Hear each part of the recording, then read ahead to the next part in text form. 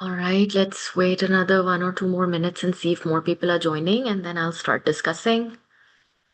So today we are going to do therapeutic guidelines, page number 260 till page number 269.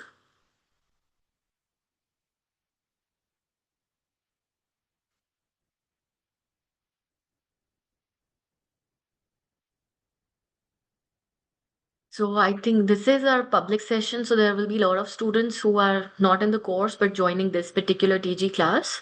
So just wanted to address so that everybody is aligned and on the same page that these are our regular ongoing daily life classes where we are discussing TG4 page-wise, 10 pages at a time, and we are almost in the last leg of TG. So we are 2 weeks shy of finishing. This week we'll finish till page number 300, and then next week we'll be entirely finishing it. So anyone who's looking for, I mean, I know the March 26 enrollments we have currently stopped, but there are still some people who are joining us for last 3 weeks also, in fact, for the TG classes. So if anyone there who wants to get into the crash course, because this time our crash course is also getting TG classes, so you can message me on my WhatsApp and get information. But most importantly, this is the version that the September 26 batch will be preparing from and is already preparing. The rest of the TG is not Shelly. So this is only this class, and previously I did one more class, and next week also I'll do one more public TG class. But all of the, so we have total 36 TG classes, 35 TG classes. So only once a week I'm doing these this week, and next week would be public. And but if you want the access to everything, and if you're going for March, so you can get into the crash course, we have reasonably deducted the amount and reduced the price for making it like only for 3 weeks. And September 26 candidates who are planning to take the exam in September, we have full swing begin the September preparation.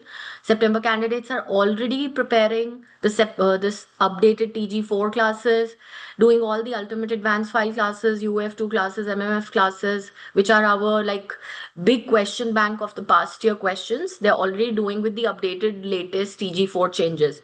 So as always, Winspert is ahead of the curve and doing the having and bringing the most updated material. So we in the last 15 days updated our entire database of more than 10,000 questions, mocks, 170 mocks, almost everything got updated, revived. Like we were working 24 hours, and we reviewed and revived every entire database actually with all the latest TG4 recommendations and guidelines and concept.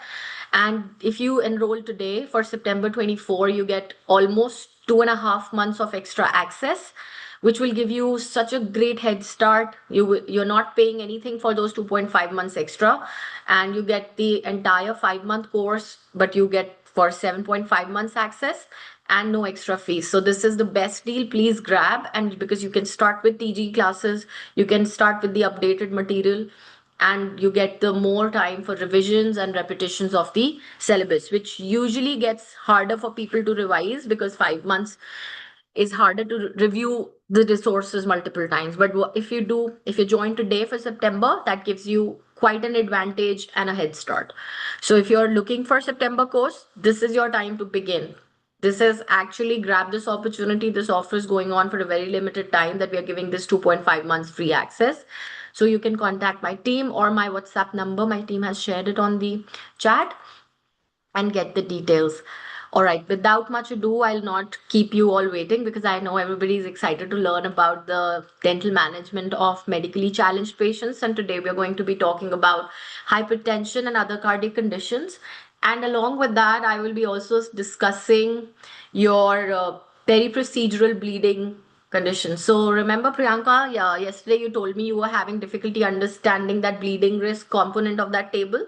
I think the glucocorticoid adrenal crisis part of the table was clear to you.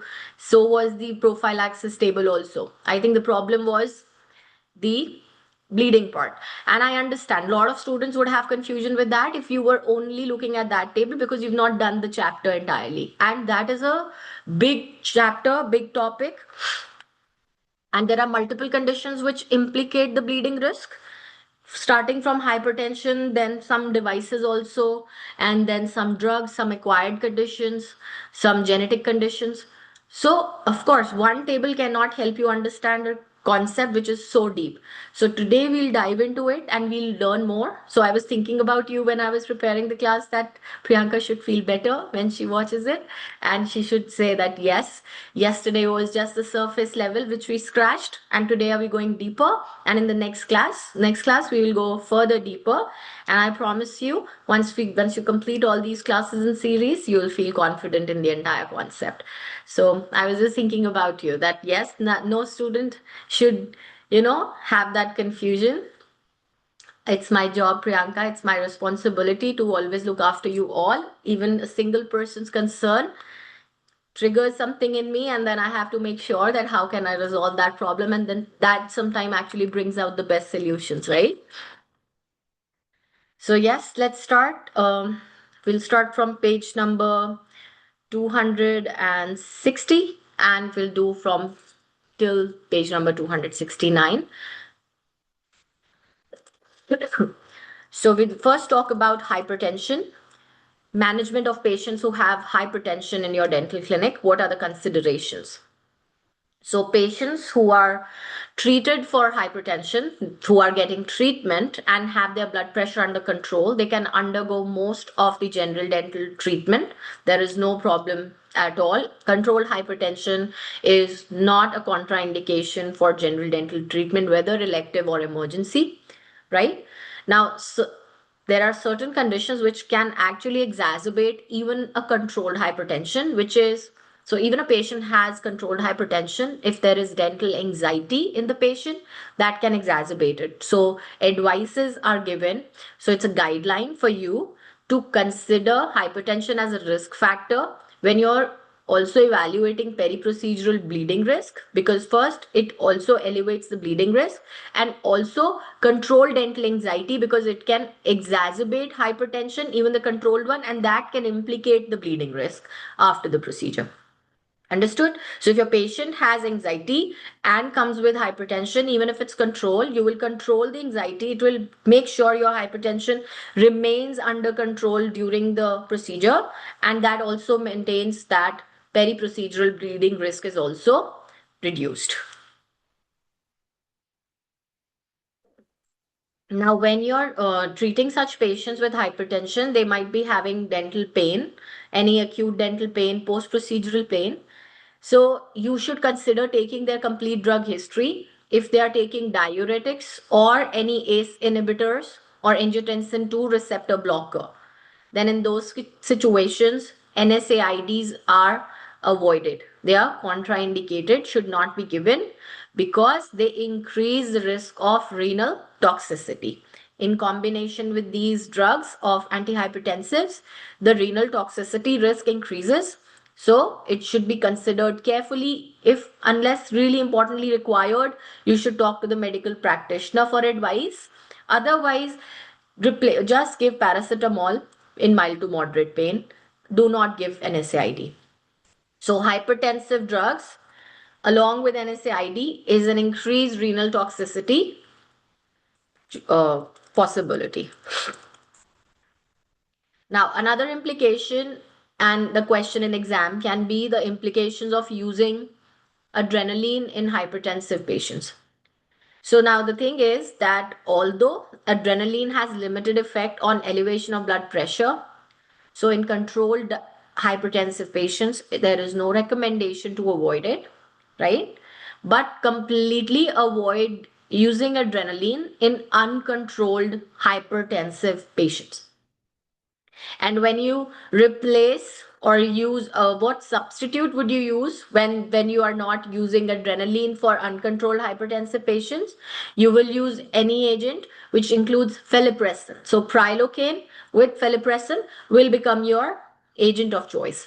I want to also show you the reference. So again, I've opened the ETG here because of switching pages gets difficult. I opened the references for you prior.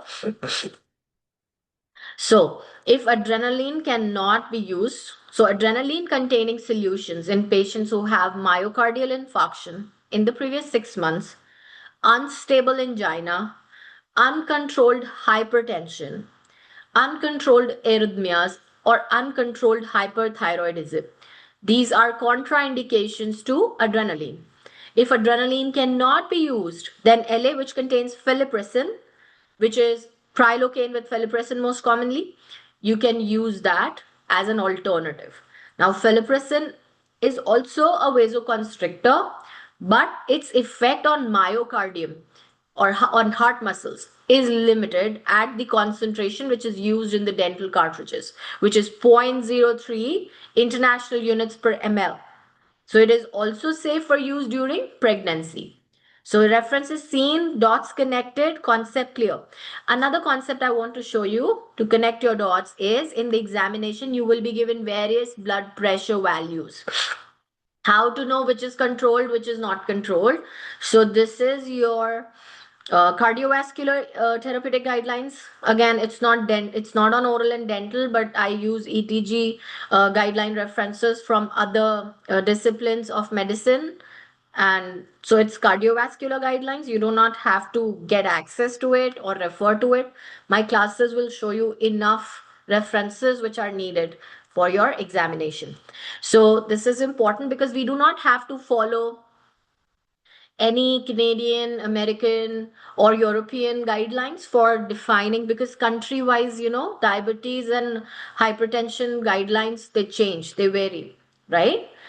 Every country and continent wise, the hypertension ranges, they change the defining factors, what values would define. Some countries are more aggressive, like in US you would find at even a lower level they start giving like hypoglycemics and antihypertensives. That is why it's best to follow for hypertension what really defines it, right? What are your targets after giving medication? So these are your blood pressure treatment targets, and when to start the medication, that also you must know, because as a dentist, when you come and when you take vitals, you should also know if a patient doesn't even know that he has elevated blood pressure, you could be accidentally diagnosing it in your chair also. Does that make sense? Is it right or wrong that when the patient comes to you and he doesn't know he has elevated blood pressure and you're taking vitals, and sometimes you might be the first one to identify it, so you must also know what is that value which requires medical referral at starting of the antihypertensive drugs. So here is the reference for patients with consistently significantly elevated blood pressure, which is 160 by 100. Start the drug therapy irrespective of the patient's atherosclerosis, cardiovascular disease risk, right? So 160 by 100 consistently, significantly is an indication. So if any time in your chair you find a patient who has this value and he doesn't know how long he has had it, please make a referral to the medical practitioner. This is uncontrolled hypertension. Whether diagnosed or not, or consistent or not, medical practitioner will look at it. This will be a contraindicated to any elective procedure on your chair. Please give me yes or no's instead of cross questioning. Try to receive what I'm giving you. These are actual exam concepts that I'm giving you right now. Okay. So instead of forming your own questions and missing out on learning this, use this opportunity to make notes simultaneously. So anytime in your examination, this history is given to you. These values are given to you, whether diagnosed or non-diagnosed. You will not do any elective dental procedure at that moment. Only manage emergency minimally. Send the patient immediately for medical assessment. Understood? These are your numbers. Take note. This is important exam concept and question. Now, what are the targets? When do you know that your patient is having uncontrolled diabetes and he's on antihypertensives also? So the target is, when they give antihypertensive, the target is to keep the blood pressure below 140 by 90. So if your patient has this or below and he's taking drugs, it is your controlled diabetes or controlled hypertension. Is that clear? So write down please, 160 by 100, that was your uncontrolled. 140 by 90 or below is your controlled. Okay. So 160 by 100 is when you start the drug. So anything above 140 by 90 should be your indicator to send the patient for referral, basically, because this is what a controlled hypertension would look like. Simple. Anything above this, refer to the medical practitioner. All right.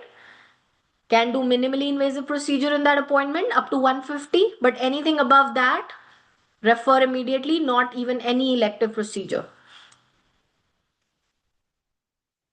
All right, so this is that reference. Now coming back, LA understood, LA guideline understood, you'll replace it with phelipressin containing in case there is an contraindication.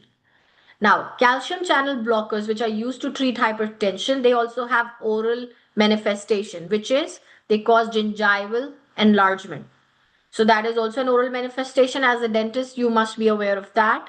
You will promote good oral hygiene and periodontal debridement for patients who are taking calcium channel blockers and have drug-related gingival enlargement, right?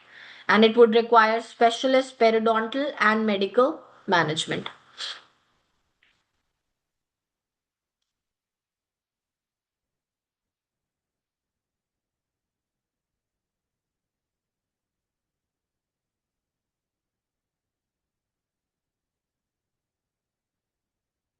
Now, another heart condition or another medical condition that would require dental considerations is angina and MI, myocardial infarct, right? Or a heart attack. So, for your myocardial infarct episode, up till 12 months, there is a risk of a major next adverse cardiac event. Whether it's a myocardial infarction or a stent procedure or a coronary artery bypass surgery or valve procedures, prosthetic cardiac valve replacement, any of these surgical procedures or a history of myocardial infarct, any of these after that episode till 12 months, there is an increased risk of a major adverse cardiac event, and that can lead to sudden death. So for 6 months, you would defer any elective dental procedure after these procedures. So the risk is higher up to 12 months, but the deferring of the treatment is not required up to 12 months. Okay? Can you please take note of that? Important. You will only defer the treatment for 6 months. The risk remains higher for 12 months. If dental pain or infection occurs within the 6 months, then you will only give emergency treatment, but you will not use adrenaline containing LA. I showed you on the reference here also. Any infarct in within 6 months or any procedure within 6 months, if there is an emergency, adrenaline is avoided. Okay? Important concept, learn it. Now, would defer elective dental treatments for 6 months after these episodes, MI or stent or bypass surgery or heart valve procedures? Now, patients who have angina, if it is stable, there is no contraindication to dental procedures. Stable angina or myocardial infarct after 6 months, no contraindication to elective or emergency dental treatments. But unstable angina is a contraindication to an elective dental treatment. Adrenaline also, only emergency can be managed. And refer the patient for stabilizing the angina. Okay? Pre-existing coronary stent is not an indication for surgical ABP. So, and your infective endocarditis. Also, your stents are not a risk, but your prosthetic heart valves are. Okay. Now, there are certain conditions, cardiac conditions, for which the patient is taking antithrombotic drugs, atrial fibrillations, prosthetic valves also. A lot of cardiac procedures, even after myocardial infarction, patients are on antithrombotic drugs, sometimes for short duration, sometimes for longer duration, and a long-term therapy. Complete assessment of those patients has to be done, which we will do in the chapter tomorrow. Tomorrow we'll be talking about entirely about antithrombotics. Okay? So we learn about the patient assessment tomorrow. Today also I'll brief you with one flowchart, but tomorrow in depth we're reading the antithrombotic chapter. So what are the procedures which are likely to cause, whether it's a single antithrombotic, it's an antiplatelet, it's anticoagulant, it's a combination of the drugs, long term, short term. We learn all the factors in the next class. Okay? So, but you have to assess these patients for hemostasis because these cardiac conditions have patients on antithrombotic drugs. For angina patients, your advice should be for letting them to bring their medication, GTN spray. Although it's an emergency medication, you must also have it in your clinic because it's a emergency medication for management of angina episode during the clinic. And you have it readily accessible. You will keep the duration of the dental procedures shorter, use relaxation techniques, and manage anxiety. And good analgesic control is important for angina.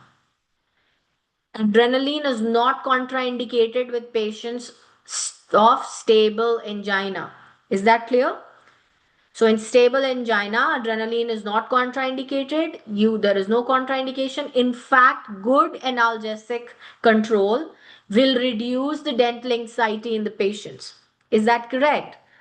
Does everyone get it? So far, so good. Hypertension and your cardiac conditions.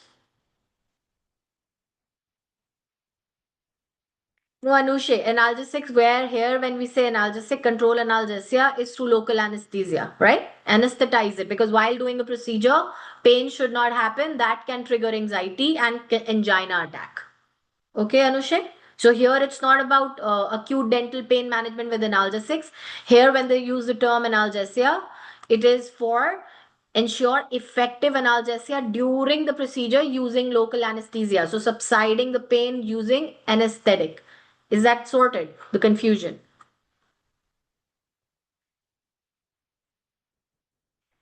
Heart failure and its dental indications. So the congestive heart failure patients might also come to your clinic. You will not do any dental treatment in these patients unless their medical practitioner advises that it's a stable CHF. Only a stable heart failure condition because congestive heart failure has only percentage of failure. There is still some functioning. It has to be stabilized with using drugs, diuretics, etc. But the doctor has to give the clearance that it's a stable CHF. You will limit the duration of dental procedures in these patients also. They do not tolerate being in horizontal position. It increases the cardiac input, increases the load on the heart. So you'll position on a chair slightly higher where the heart is slightly higher, head is higher than the heart, right? And on a position which patient also comfortably can sleep at home. So position and stability of your heart failure are two important considerations. Now, patients who have severe heart failure, they cannot withstand sedation or GA. So procedures which require sedation or GA should be absolutely done in hospital with an anesthetist present under the multiple specialist team. You will avoid NSAIDs in CHF patients. Why? Because CHF also has renal implications, diuretics are going on. So all sedations, all forms of sedation are likely to have adverse effects. You will not use them. Okay, minimal also. So patients who have severe heart failure should not be prescribed NSAIDs, and patients of CHF who are taking diuretics or they have antihypertensives, ACE inhibitors, angiotensin 2 receptor blocker, because there's again risk of acute kidney injury, they should not be prescribed NSAIDs. Now, some patients of heart failure may be future candidates for heart transplant. So you should also continue to give them regular dental assessment if they are getting waitlisted for their transplant procedure. Another important cardiac condition, medical condition, which can require dental considerations is cardiac implanted electronic devices. They include your cardioverter defibrillators, permanent pacemakers, ventricular assistive devices. Mostly, they are not a contraindication to general dental treatment. Surgical diathermy can interfere with some of these electronic devices. So that's important. Surgical diathermy can interfere with some of these devices. Now, with modern devices, interference from most electronic and ultrasonic dental devices is usually not significant. However, if you are not sure what generation of device is that, what are the indications with the dental devices, in that case, whenever in doubt, consult the cardiologist responsible for the management of these electronic devices and expert seek their advice before you start dental procedure with those dental devices which are electronic and can interfere. Now, do not confuse electronic devices with cardiac walls, prosthetic cardiac walls, because your electronic implanted devices do not require your infective endocarditis prophylaxis, whereas your prosthetic cardiac walls, they do. Patients with left ventricular assistive devices, LVADs, specifically this one, LVAD, they are at risk of thrombotic events. That means clot formation can happen around these devices. And that is why they are put on long-term antithrombotics. So any examination history, you see the word left ventricular assisting device, consider your use of ultrasonics and your electronic devices. That is one thing. Talk to the cardiologist for that. And also know LVADs have antithrombotics going on because of the thrombotic events. Patients with LVADs can be at an increased risk of post-op bleeding because of their antithrombotics plus a combined effect of LVAD-induced blood pressure changes. Now, this is where ADC gets you. If you know this concept partially, exam will give you options like why does LVAD increase the risk of post-op bleeding? Option will be antithrombotics. LVAD changes blood pressure. They are on antihypertensives, or antithrombotics and LVAD change blood pressures combined effect. All four options are given. Now, if your concept is partial and you do not realize and remember that LVAD has double effect on bleeding, antithrombotics plus its own blood pressure changes, then only you can choose correct options in exam. And this is how ADC frames questions. When you're reading TG, try to find concepts in such light that where there is combined effect, where there is an extra point contributing to something. ADC loves talking about linked and connected points which contribute to the medical problem, which contribute to the dental problem. Okay? So ADC loves sequencing, ADC loves combining effects, knowing multifactorial factor. So multifactorial questions are favorite. LVAD, we did not give AVP, infective endocarditis. No, it is a recent addition, yes, with the TG4 updation, right, Satvika? Along with prosthetic cardiac valve, only one device which has gotten the infective endocarditis as an extra ABP, which was not in the previous table, is LVAD device, right? So it also calls for infective endocarditis prophylaxis.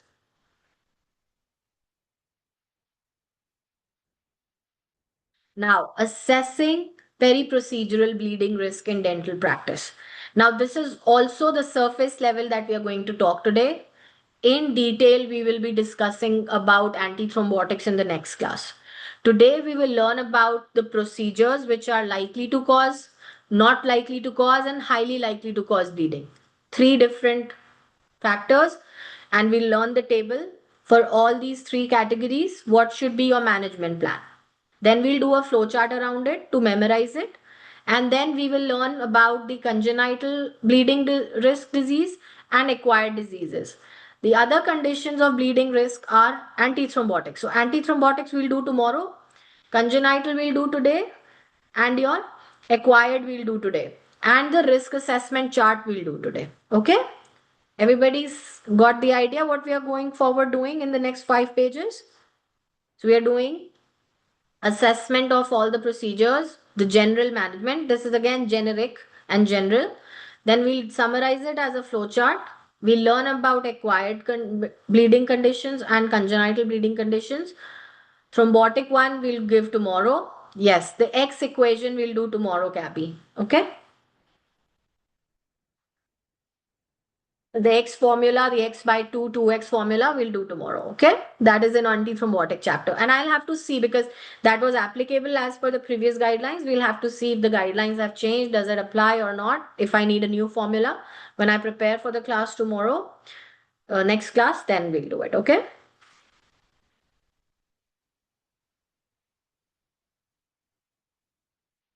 So for your all the patients, always acquire full medical and drug history because before doing any dental procedure, you must have a peri-procedural bleeding risk assessed for all your patients. So getting full medical history and full dental history is important to plan the appropriate treatment setting and what would be the hemostatic measures that would be required.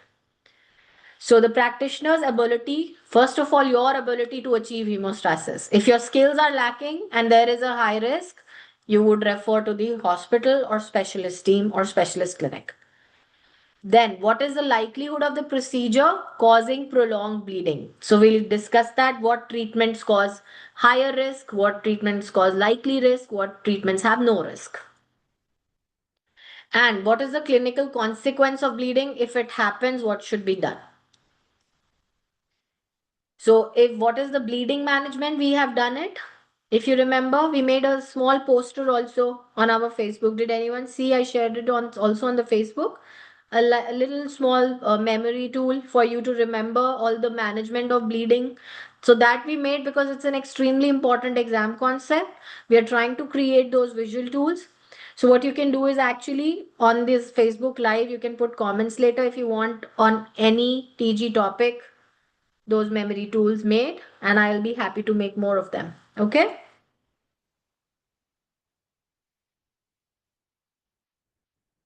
So memorize the management of bleeding during the procedure and after the procedure. Those are extremely stepwise. I've taught you in the previous TG class also. Revise that, memorize that table, and use those pictographic posters for your quick memory tool. Then, how will you assess the dental procedure risk around the So what is the risk of bleeding around the procedure, whether it's from coming from the procedure or the patient's condition? It is a combined assessment.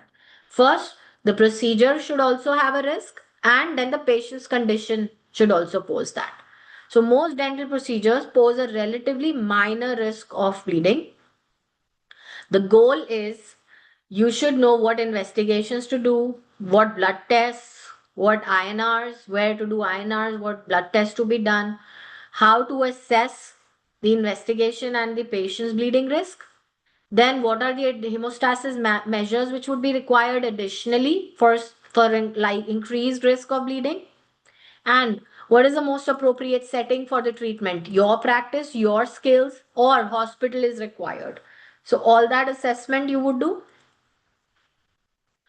Although most dental procedures can be undertaken in general dental practice with careful planning, referral to a dental specialist should be considered for patients with impaired hemostasis, particularly if a high risk procedure is planned or if a clinician does not feel comfortable giving a hemostatic measures required.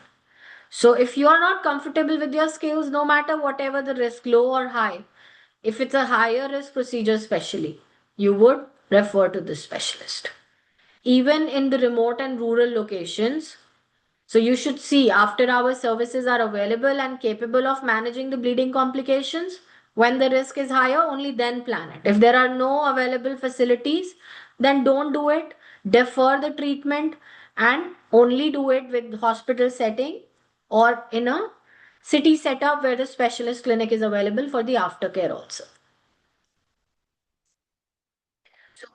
For all the patients, do careful assessment of their peri-procedural bleeding risk and plan the treatment accordingly. This peri-procedural assessment, if you can master this table and concept, any history given to you in exam, no matter whatever the nature of the procedure, whatever their medical history, whatever their antithrombotic history, once you learn these 2-3 pages so well, I would highly recommend to watch this class again, review these tables again, take notes while you do it, but this becomes the heart and soul of answering all these questions.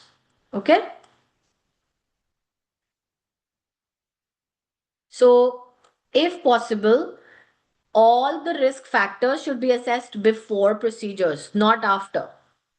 And if the patient's bleeding risk is dynamic, maybe they have unstable INRs, or they are thrombocytopenic and their platelet count fluctuates, in dynamic bleeding risk, reassess the patient before each procedure which is likely to cause bleeding. Okay.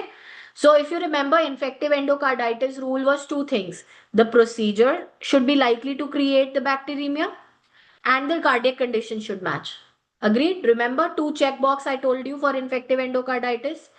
Procedure is likely to create that infection risk and the cardiac condition should be present. If one of those is not present, you will not indicate infective endocarditis. So remember the similar checklist for your peri-procedural bleeding risk. This will come handy in exam. Your shortcut, which is the procedure likely to cause bleeding? Right?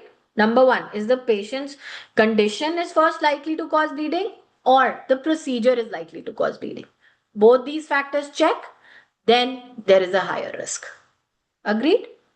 So what are the procedures which are unlikely to cause prolonged bleeding?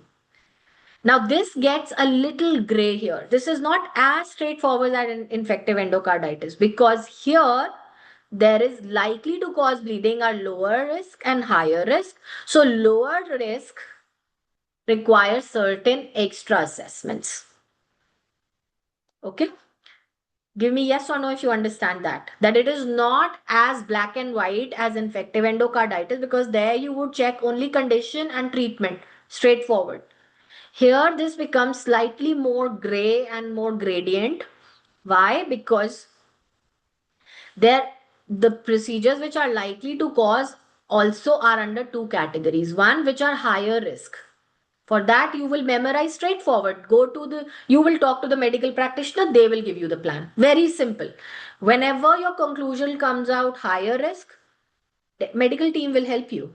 But when there is a lower risk, right?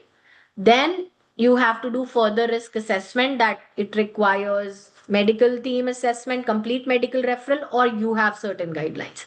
I'll slowly take you step by step there. Do not get overwhelmed right now. I'll take you there. We'll break it down step by step. I'm just giving you, it is not very straightforward also. You will take multiple repeat watching and reading to get there. Okay. First, can you memorize these four categories? Non-invasive, minimally invasive. Then comes your likely to cause bleeding, which has low risk invasive and high risk invasive. Then we shall take one step at a time. So let's talk about unlikely to cause bleeding, non-invasive, and then unlikely to cause bleeding, minimally invasive. Even in non-invasive procedures and minimally invasive procedures, which are unlikely to cause prolonged bleeding, congenital conditions of hemophilia and von Willebrand, they still are a very high risk conditions because even paper cuts can be dangerous in them. Just for example. Understood? So for bleeding risk, even in the minimally invasive and non-invasive, unlikely to cause prolonged bleeding, congenital conditions still have assessment and limiting factors. Can you memorize first point? As I go along, I'll give you this is the foundation to get the hold of the concept. So this is your first foundation rule. You can write down the foundation rules, okay? Can you do that? Because next time when you watch the class or next time when you read the file, my foundation rules will help you summarize quickly. Shall we do that? Yes. And I will not repeat further. I'm only repeating it once. Bring all your ears on the table. Okay? I will give you foundation rules of the tables. You be on a high alert mode. It's an intense class. I still have 6 more pages to do. Right? So the number one foundation rule is, even in unlikely to cause prolonged bleeding procedures, which is your non-invasive and minimally invasive procedures, there are certain procedures, even in non-invasive and minimally invasive category, which are likely to cause risk in congenital and inherited bleeding disorders, which are what? Those medical conditions are hemophilia, von Willebrand disease, and other genetic conditions, congenital conditions. I'll give you the list. Okay. So in non-invasive, usually nothing. Most procedures can be managed by general dentist, right? Even patients who are taking antithrombotics, even patient with acquired diseases, acquired bleeding disorders. Only congenital and inherited bleeding disorder patients, this particular procedure, which is periodontal probing in a gingivitis, you should consider limiting the probing, because gingivitis and probing can prolong the bleeding in these von Willebrand hemophilic patients. First foundation rule, please, this is the red underline, write down. Non-invasive procedure, careful in your periodontal probing in gingivitis, in congenital and inherited bleeding disorder. That is your first rule. Second table. Minimally invasive procedures, which are not requiring LA, right? Or, sorry, which are restorations requiring LA or closed root canal therapy. So, non-invasive were all your sulcular procedures. We talked about sulcular procedures yesterday also, right? In that combined table of ABP and adrenal crisis and bleeding. So non-invasive are your x-rays, impressions, examination, and your supragingival investigations and restorations, which are not requiring LA, and your fluoride treatment, placing and tightening of orthodontic brands. These are your completely non-invasive. Now, minimally invasive are either LA containing, RCT, or your sulcular procedures.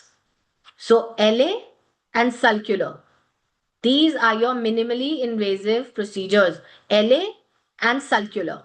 Write down foundation 2. Minimally invasive procedures are LA and sulcular procedures. Now for these patients, implications are usually there is no higher risk. Just your guideline is to minimize the gingival trauma as much as possible. But if you're doing only one of these procedures, which is supragingival debridement, number one, you know, supragingival debridement in cardiac conditions is an indicator for infective endocarditis ABP. Remember? Yes or no? From yesterday also, from previous chapters also. These are core concepts. You should know them. Okay? Perfect. So most of these LA and sulcular procedures can be managed. Minimize gingival trauma. That's your guideline.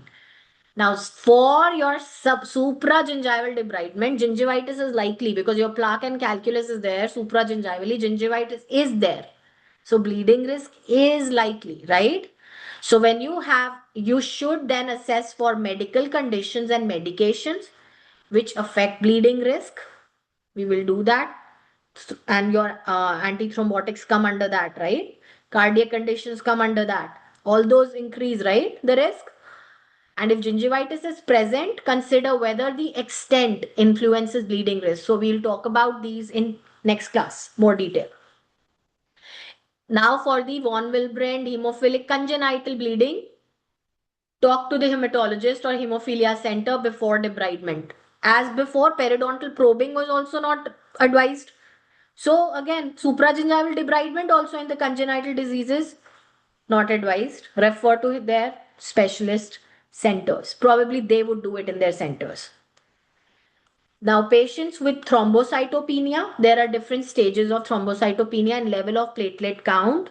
Again, you will involve the medical practitioner and formulate the management plan.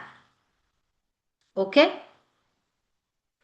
Why probing you can do above we discussed. No probing, Anushay, for congenital you should avoid in gingivitis.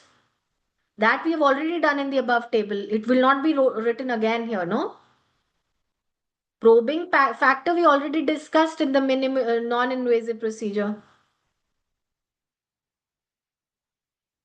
So now patients with thrombocytopenia also will require medical practitioner. Congenital will require hematologist involvement, and medical conditions will require further assessment. We will talk about that.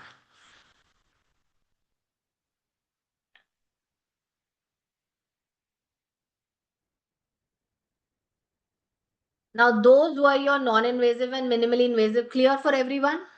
There were two big headings, not likely to and likely to.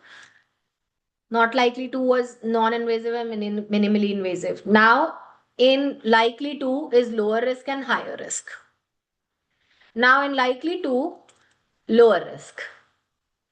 They're likely to cause, but the risk is lower. So those kind of procedures are subgingival debridement, IND of swellings, and small soft tissue biopsies. So not mucogingival flap surgeries or extractions. You can remember like that. Here there is no non-surgical, no flap is being raised. Can you remember it like that?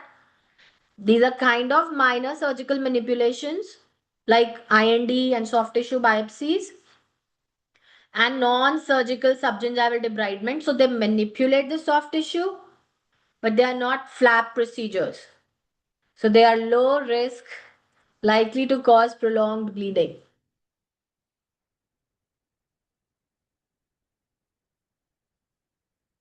Implications for management of bleeding risk is most procedures can be managed by general dentist, but specialist advice may be required. For the medical conditions and medications, you will have bleeding risk. We will manage the patients when we'll go in the further table in the next chapter, right, of the antithrombotics and the medical conditions. In the congenital patients, you will contact the hemophilic team. For thrombocytopenia or any other acquired conditions, again team. And patients who are taking more than one antithrombotic drugs, advise on consultation and referral. So 2x, remember from the TG3 classes, the 2x condition, one or more antithrombotic, even the low risk procedure becomes a referral to the consultation thing, right? So again, I'm saying this topic is always in layers. You cannot memorize in one thing. It's a layered topic. It's an intense topic. Once I give you the X formula in the next class, and then you club back, it'll all start making sense. So this table is more important for congenital, thrombocytopenic, knowing the low risk, high risk, minimally invasive and non-invasive. Okay. Now, procedures which are likely to cause prolonged bleeding are higher risk procedures. High risk procedures are where the flap will be manipulated, dental extractions, regardless of the number of teeth. But it can also vary depending upon what is the complexity of the extraction, what is the location of the tooth, what is the remaining periodontal attachment. Because even not all extractions are equally bleeding risk, right? But they are all high risk invasive procedure, all kinds of extractions.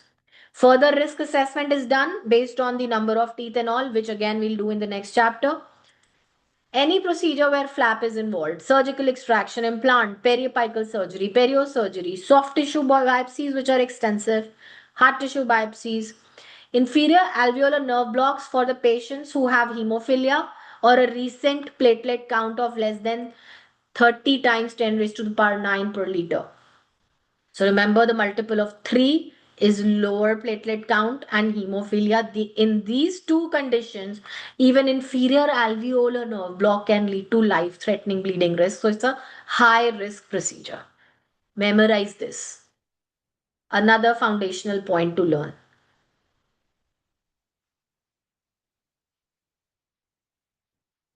So your job in high-risk procedure is to assess the medical conditions and management.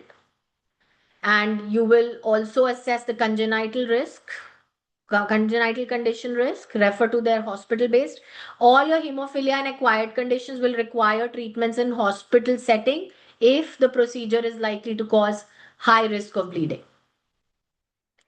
Then patients who are taking combination of an anticoagulant and antiplatelet, that is 2x.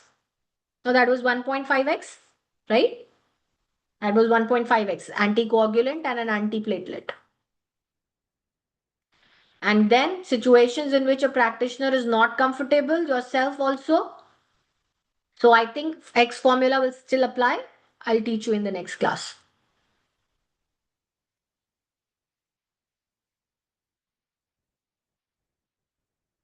Now, how will you assess the patient's history to evaluate the hemostasis before giving a dental procedure? So you will assess the patient's capacity to first. Thrombocytopenia has different categories, Priyanka. I'll come to it in few minutes in coming pages. You'll assess the patient's capacity to provide an accurate medical history, understand and consent to the procedure, which is minimal requirement of informed consent. So your basic approach when taking history in such condition is to get their medical conditions, get their drug history, even the herbal drugs that they're taking, because they also affect and impair hemostasis. Ask about their previous bleeding episodes and the management which was used to control it. Any family history of prolonged bleeding, ask about that. Right?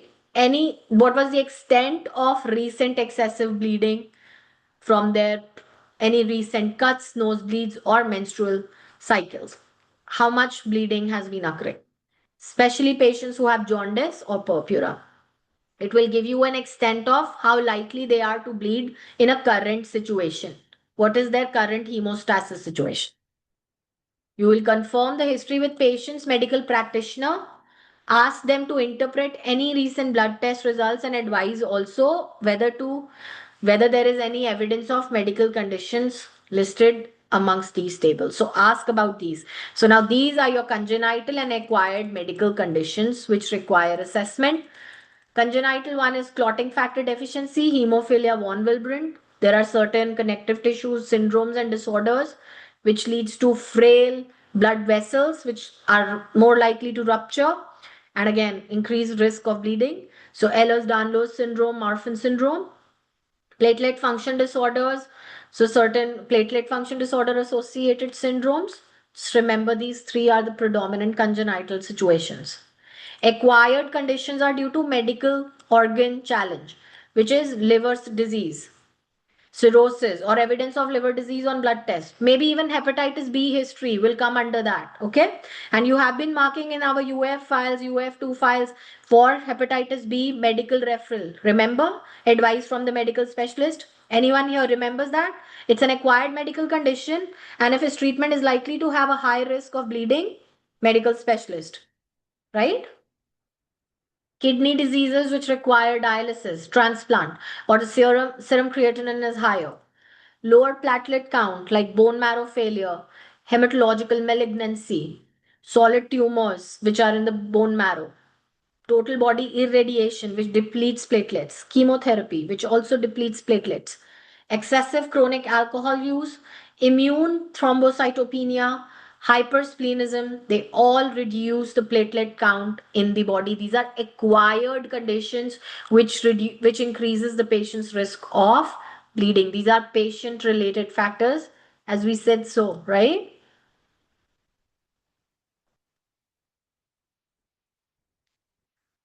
So these conditions would require further consultation with medical practitioners and dental specialists. This one, all your congenital ones. Exactly. Now we have to see whether that applies or we need more, Sudha, right? Now medications, so one is congenital condition, other was your acquired condition. The third is medication that impairs. Medication are antithrombotics and other medications. Antithrombotics are anticoagulants, direct acting anticoagulants. Your heparin, apixaban, dabigatran, rivaroxaban, warfarin. Antiplatelets, aspirin, clopidogrel, prasugrel, ticagrelor, right? So these are your antithrombotics. We'll talk about it in the next class.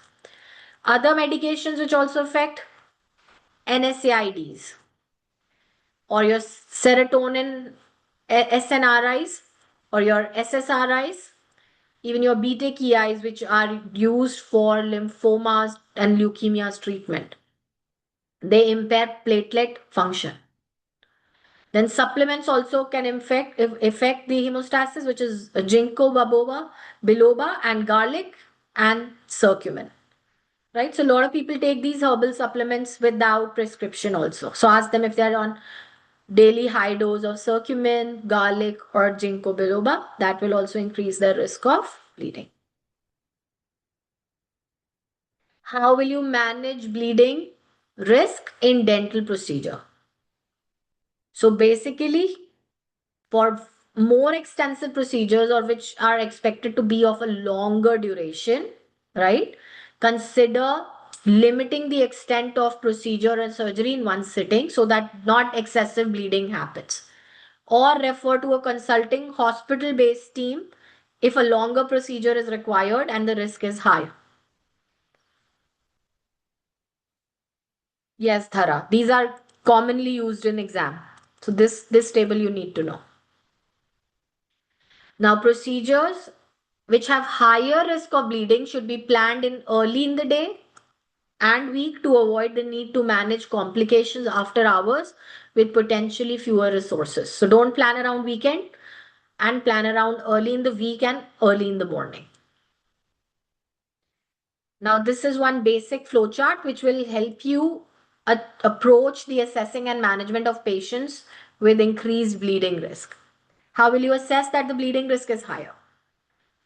Is the dental procedure likely to cause bleeding? Number one, as I always said, the checkbox starts with is the procedure is likely to cause bleeding. Because if the procedure is not likely to cause, the condition doesn't matter. But here, the grayness is that even if the procedure is unlikely to cause, congenital diseases still can bleed, even with your probing in periodontal probing in gingivitis.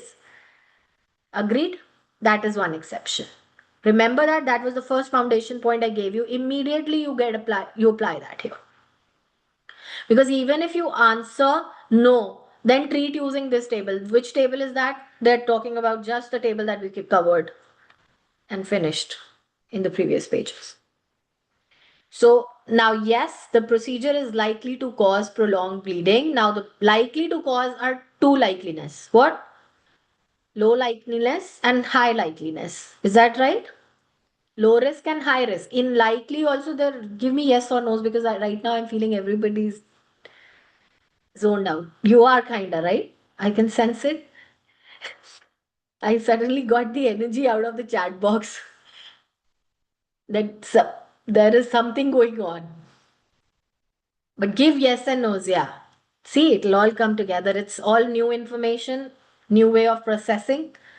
TG4 has simplified also a lot of things, but also made complicated. Thank you so much, Jay. And yes, be the sponges. So now when you say not likely, but because when I tell you a very important point, so give me yes or no because I want to make sure did it land or not. Because even if the procedure is not likely, remember the congenital periodontal probing in gingivitis. So go to that and follow that table. If you answer yes, that it is low likely, low risk or high risk, then when it is low risk or high risk, then you assess further about the medical conditions. What is the medical condition affecting? Signs of bleeding, bruising, jaundice, personal or family history. Yes. So combined effect. That means the procedure is also high risk, likely to cause, and medical conditions are also combining. Simply ask the medical practitioner what to do. What is the level of the risk? What is the treatment setting required? What is the after hour care, whether done in the specialist medical or dental team or hospital, whatever? Talk to the medical team. When the multifactorial situation happens that the procedure is also high risk and medical conditions are also present. Medical conditions are not present, but antithrombotic drugs are present. Well, the procedure is high risk, medical conditions are not present, but antithrombotic drugs are present. So now antithrombotic drugs are present. If no, then see any other drugs, the basic drugs that we talked about which were effective. If yes, see the advice for the patients taking other medications, which again will come in the next chapter when we talk about drugs. No, then standard approach. And if antithrombotic are yes, whether they are long run use or short term use. If short term use, defer the non urgent treatment till the procedure and therapy is completed. If it's long run use, you can't defer it. Then you will assess additional patient related factors which heighten the risk in combination with antithrombotics, like uncontrolled hypertension, suboptimal. Yes, now here boiled carb Sudha. This is where our boiled carb was. Older patients and other medications. Yes, if you answer that yes, and if he has additional factors, then again straight goes to the medical team will decide. So complex it becomes, go to the medical team. Simpler it becomes, simpler the condition, then manage according to the antithrombotic advices, which we will learn again in the next coming topic. Okay.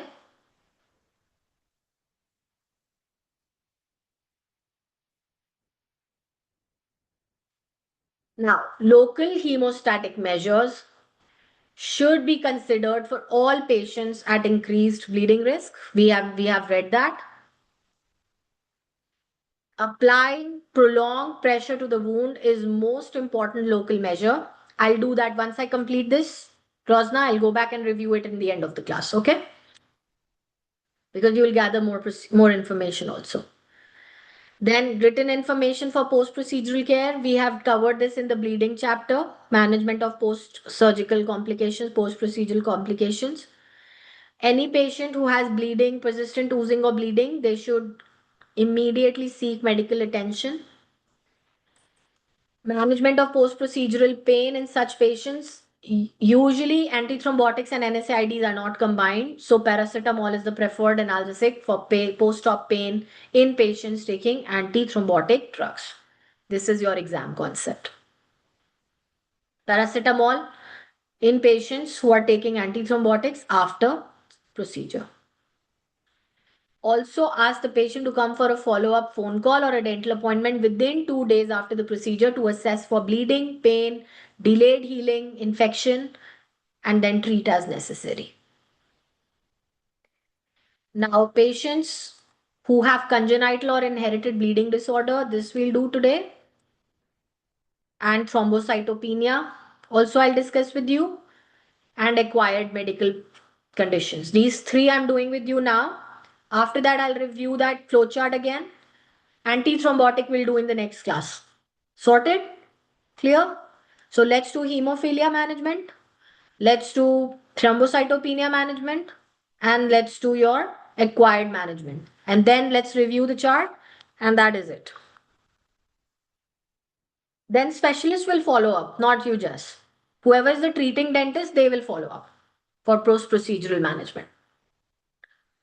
So for your congenital and inherited bleeding disorders, they are generally under the management of hematologist or hemophilic treatment center, right? So even the procedures here, certain procedures which are lower risk, periodontal probing in gingivitis, avoid it. Simple. In high risk of bleeding in these patients, now in these patients, remember inferior alveolar nerve block also became a high risk procedure, although it was your minimally invasive procedure for other patients. Remember that? Again, connect the loops. Start connecting the loops. How come I can remember? I'm also reading same with you, no? But do you remember? I'm giving you foundational points that inferior alveolar nerve block in itself is a minimally invasive procedure in a normal person, but in a congenital disease, it becomes a higher risk procedure. I know, very challenging class. I feel you all, okay? But take my word for it. You will get it. In the next class, it will become clear, and you revise this class, I promise you, you'll get it, okay? And you're getting it also, no? When I'm connecting the dots, it's just coming together or no? Tell me. When I'm helping you see and connect the dots, this is how you will work in exam. So inferior alveolar nerve block in itself is a one procedure, but becomes a high risk procedure in congenital patients, but in normal patients, a minimally invasive procedure. So any higher risk bleeding procedure in these congenital disease patients will require their management in the specialist setup only. Whether it's hospital or specialized clinics, they will handle. Regular general procedure can be done safely in general practice, which is non-invasive procedures, right? Which are non-invasive procedures or other minimally invasive procedures, but without only supragingival debridement and your periodontal probing. Those were the two, right? Which requires referral. Remember from those table snippets, periodontal probing in gingivitis and supragingival debridement. In congenital, assign it there. In inferior alveolar nerve block, assign it there. Rest all, general practice can do, but minimize gingival damage, right? Even in such patients, right? Agreed? Sorted? Deep breath? Making sense or not? Something at least coming to life, if not everything. I don't know, Justina, how I'm doing it. It's just coming to me and I'm feeling it is how you do it. But remember this. It's like having mental blocks of information and organizing them into files, color-coded files within your mental drawers. Kush. Can I tell you how many calories it takes when I explain a concept like that? And when you say, please repeat, just after I've given you heart and soul and all my strength into it. One last time. You watch the recording. I give you recordings to watch. Hemophilia congenital patients. Non-invasive, minimally invasive, you can do. But in non-invasive, periodontal probing with gingivitis, referral. In minimally invasive, supragingival debridement, referral. Rest all procedures, minimize your gingival trauma. Now, minimally invasive procedure, Priyanka, is also minimally invasive procedure is also inferior alveolar nerve block. They also become high risk in congenital refer. Sorted now? Kush, Jasmine, Priyanka. Now, no repeat, let's move forward. Inferior alveolar nerve block requires particular consideration because there is a risk of hematoma in the pharyngeal spaces. Consider whether alternative methods of local anesthesia would be adequate. So either you change the anesthesia method. If you can't, and this is the only block that is needed, then referral. Treat with the specialist setting. If an inferior alveolar nerve block is known to be required, refer to a hospital-based specialist team. Simple. I've simplified it for you with a lot of effort. Do not forget it in exam. Don't make my efforts go to waste, okay? Now, thrombocytopenia. Decisions on the management of patients with lower platelet counts, including the setting for the procedures, should be made in conjunction with medical and or specialist dental advice. Routine fillings with LA infiltration are considered safe in the patients for thrombocytopenia, right? But debridement is also considered safe, but platelet count becomes a factor here. So for the platelet counts, dental procedure of debridement, right? You should have more than 2 multiple. For regional nerve blocks, you should have more than 3 multiples. And for tooth extraction, simple, you have again like your regional nerve block, multiple of 3, your platelet counts. For tooth extraction, complex ones and molars and surgicals, it should be in the multiples of 5. This you have to remember. Debridement, nerve block, simple extraction, complex extraction. It also kind of like gives you a perspective. This is how the procedures are likely to cause bleeding. That is why in congenital, even debridement and probing become that risk, and regional becomes higher risk. Extractions, anyways, are higher risk there. Okay, so even in thrombocytopenia, debridement, this level, regional nerve block, higher level, higher platelets required. Tooth extraction, simple, same as regional nerve block. Tooth extraction complex, 5 multiple. Okay. For the acquired conditions, these include kidney problems, liver problem, bone marrow problems, multiple leukemias, malignancies, irradiation, etc., which affect the platelet count. They can synergistically increase the bleeding risk. Risk is difficult to quantify only through investigations, as you as a general dentist, but medical practitioner will decide. So all these acquired medical conditions, medical practitioner advice is needed if the procedure is likely to cause bleeding. And that was in the flowchart also. Remember, procedure is likely to cause bleeding. Medical conditions, yes, go to the medical practitioner. Simple. 1, 2, 3. This is the point that we are covering there. Procedure likely, yes. Medical condition, yes. Go to the practitioner, yes. Simple, yes. Now simple this one. 1, 2, 3. Half of the flowchart you already know. Rest we'll talk when I revise. If no medical condition but drug, then for drug, I think the best is tomorrow, Rosna, when we do further antithrombotic chapter, it will make more sense also. I should rather revise this flowchart with you when we do the antithrombotic. Medical condition we have done, so I've showed you in the flowchart, it immediately made sense. Did it or did it not? Tell me. As soon as I did the acquired conditions or medical conditions with you, it immediately made sense now. Antithrombotic, it will make sense right now. Even if I go through again, you can't ratify it, you can't mug it. Tomorrow, next class, when I do the antithrombotic drugs with you, then I show you and bring you back to this flowchart, and you'll be like, oh, that's eureka moment. Aha, that makes sense. So let's wait for our eureka moment. Okay, and then not just go and okay, read it and doesn't make sense. The molar would be a complex extraction, Paul, yes? Here, see?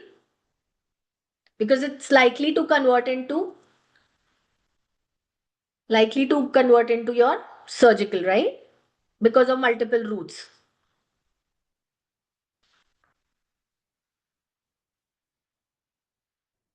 INB, inferior alveolar nerve block, is a minimally invasive procedure, Kush, but it becomes a highly likely to cause bleeding in congenital risk patients. Remember that table. Please, please, please, Kush. Please use all your 5 senses and even the sixth one for ADC. To remember also, 6 senses, what you can see, hear, touch, taste, whatever, how you can touch, taste, TG, I don't know, but sixth sense of bringing back the information what you had read only few pages ago. So minimally invasive, iron block is a minimally invasive, Kush, see? Unlikely to cause, but for your congenital condition, it becomes a likely cause.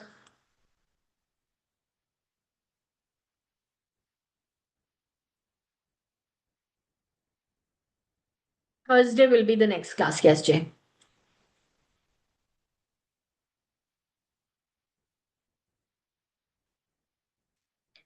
So for all the acquired medical conditions, if the risk is higher, increased bleeding risk, procedure is likely to cause prolonged bleeding, you have medical conditions, 1, 2, 3. I showed you the steps on the flowchart. Will you remember that? Consider consulting a hospital-based specialist team, formulating the management plan. Consider referring to the hospital-based specialist team for procedures with a higher bleeding risk. Right? See, if it is likely to cause prolonged bleeding for low and high risk, both Mehak, if it is yes, when you say answer to that flowchart in yes of procedure likely to cause bleeding, it includes both low risk and high risk. And medical condition are involved in low risk and high risk. You send yes, you send to the medical practitioner. Now, based on the low risk and the high risk, it will be decided whether medical practitioner might say, okay, send to this specialist medical team, or no, you do it. It's fine, or they'll tell, okay, no, get to the, but for higher risk, they will always recommend hospital. But in low risk, medical practitioner will tell you, Mehak, what to do. But anyways, if there is a prolonged risk, whether low or high, 1, 2, 3, yes, drop down to the medical practitioners. But for high risk, it's obvious that it would be under hospital setting. Clear? Now this part of flowchart is crystal clear, I hope. Yes? All right. All right, that was intense. And yeah, that would be it for today. Thank you so much, guys. Any more questions, you can ask me on WhatsApp. Second.